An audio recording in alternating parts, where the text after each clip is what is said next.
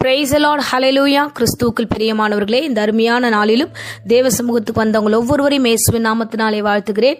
இந்த நாளிலும் ஆமோஸ் 9ஆம் அதிகாரம் 9வது வசனத்தை அடியேன் வாசிக்கிறேன். இதோ, சல்லடையில் சலிக்கிறது போல இஸ்ரவேல் வம்சத்தாரை எல்லா ஜாதிகளுக்குள்ளும் சலித்திருக்கும்படி நான் கட்டளையிடுவேன், ஆனாலும் ஒரு கோதுமை மணியும் தரையில் விழுகிறதில்லை.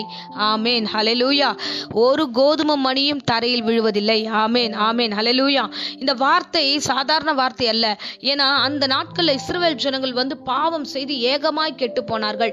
அவர்கள் விபச்சாரத்தினாலும் தேவையற்ற காரியங்களாலும் விக்கிரக ஆராதனையினாலும் தேவனை மறந்து அவர்கள் தேவையில்லாத காரியங்களுக்கு பின்பதாக சென்று கொண்டிருந்தார்கள். அந்த காலகட்டத்தில் தான் கர்த்தர் விதமாக ஆமோஸ் என்ற ஒரு மெய்ப்பெண் மூலயமாக இந்த ஒரு தீர்க்க தரிசன வார்த்தைகளை சொல்லுகிறார். என்ன சொல்லுகிறார்னா, நான் எல்லோரையும் பார்ப்பேன், யார் அதுல இருக்கிற நல்ல கோதுமை மணிகள், அவர் அந்த நாட்கள்ல இஸ்ரவேல் ஜனங்களுக்குள்ள இருந்த நல்ல மனுஷர்களை எல்லாரையும் நான் கீழே விழுவதில்லை, அவர்கள் கீழே விழுந்து போவதில்லை, அவர்களை நான் நிச்சயமாய் காப்பாற்றுவேன் என்று கர்த்தர் சொல்லுகிறார். ஆமென், அல்லேலூயா.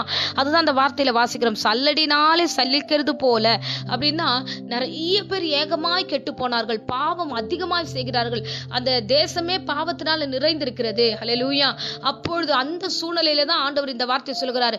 அப்பொழுது நான் சலித்து அதுல ஒரு கோதுமை மணியும் விழுந்து போவதில்லை என்று நம்மை குறித்து கர்த்தர் சொல்லுகிறார். ஏன்னா இந்த நாட்கள்ல கிறிஸ்துவை விட்டுட்டு நிறைய பேர் பின்மாற்றமா போயிடுறது உண்டு. சோ இயேசு வேணா, இது ரொம்ப கடினமான உபதேசமா இருக்கு, என்னால சந்தோஷமா இந்த உலகத்துல வாழ முடியல, சோ நான் நினைக்கிற வாழ்க்கை என்னால வாழ முடியலன்ட்டு அநேகர் பாவத்துல விழுந்து போவதுண்டு. இந்த காலகட்டத்துல தேவனுக்காக உண்மையாய் வாழ்கிறவர்களும் உண்டு. அவர்களை ஆண்டவர் ஒரு நாளும் கைவிட மாட்டார். அல்லேலூயா, அல்லேலூயா. சோதோம் குமாரா என்ற பட்டணம் கூட அப்படிதான். அந்த நாட்கள்ல லோத் அந்த இடத்துல ஒரு நீதிமானாய் அவன் அந்த இடத்துல காணப்பட்ட போது அங்க இருக்கிறவர்கள் எல்லாம் பாவம் செய்தவர்களாக இருந்தாங்க. ஆண்டவர் அந்த தேசத்தை அழிக்கணும்னு நினைக்கும் பொழுது அங்கிருந்து அந்த நீதிமானை கர்த்தர் காப்பாற்ற விரும்பினார். அல்லேலூயா. அப்பொழுது அவனை கர்த்தர் தப்புவித்தார் என்று வேதம் சொல்லுகிறது. அதே போலதான் இன்னைக்கு அந்த தேசம் முழுவதும் ஒருவேளை அந்த இடத்துல நாம இருந்தோம் என்றால், நம்மளை சுற்றி பாவமே இருந்தாலும் நாம் இருக்கிற இடத்துல தேவனுடைய வசனத்தை கேட்கிற அருமையான பிள்ளைகளை, நீங்கள் இருக்கிற இடத்துல உங்களை ஆண்டவர் ஒருபொழுதும் விடுவதில்லை, நீங்க கீழே விழுந்து போவதில்லை. அல்லேலூயா, அல்லேலூயா. தம் ஜனங்களுக்கு அவர் வாக்கு கொடுத்திருக்கிறார், இஸ்ரவேலுக்கு வாக்கு கொடுத்திருக்கிறார், இனி ஒரு பொழுதும் நீங்கள் விழுந்து போவதில்லை. அல்லேலூயா. அதுதான் நம்ம தொடர்ந்து 12ஆம் வசனத்துல நம்ம வாசிச்சோம்னா, அந்த ஆவீதை ஆண்டவர் சொல்லுகிறார், தாவீதின் கூடாரத்தை நான் திரும்பவும் எடுப்பித்து நான் அது ஸ்தானத்துல கொண்டு போய் சேர்ப்பேன் என்று சொல்லுகிறார். தம்முடைய பிள்ளைகள் மீது அவர் கவனமா இருக்கிறார். எந்தெந்த இடத்துல நம்ம ஒருவேளை விழுந்து போனாலும் ஆண்டவர் தம் பிள்ளைகள் மீது இரக்கமா இருக்கிறார். அவர் அந்த இடத்துல திரும்பவும் கொண்டு நம்மளை சேர்க்க வல்லவராய் இருக்கிறார். அல்லேலூயா, அல்லேலூயா.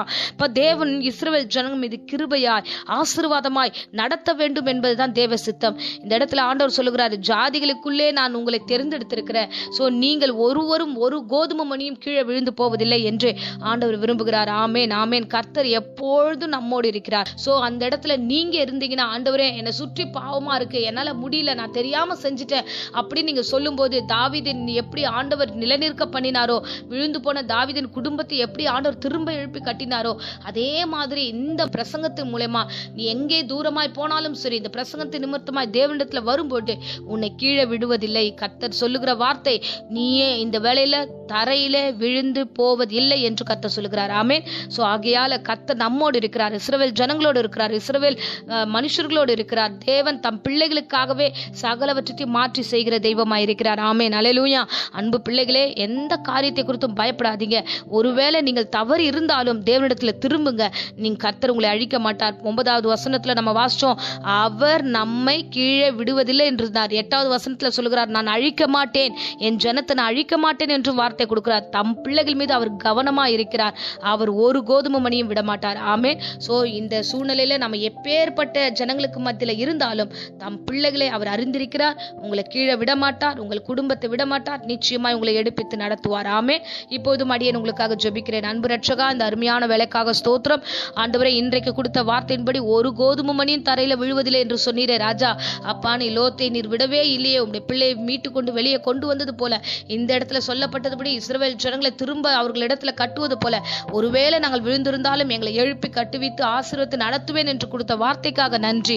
தொடர்ந்து காத்துக்கொள்ளும், வழி நடத்தும். இந்த வேளையில கூட கர்த்தாவே, ஆண்டவரே, யாராகிலும் ஆண்டவரே பலவீனத்தோடு பயத்தோடு பாவத்தோடு இருந்தாங்கன்னா அவர்கள் பலவீனங்களை நீக்கி பாவங்களை மன்னித்து அவர்களை பரிசுத்தமாக்கி அவர்களை பாதுகாத்து வழி நடத்தும். ஆசீர்வதியும். இயேசுவின் நேற்று நாமத்திலே ஜெபித்து ஒப்புக் கொடுக்கிறேன், ஜீவனுள்ள நல்ல பிதாவே.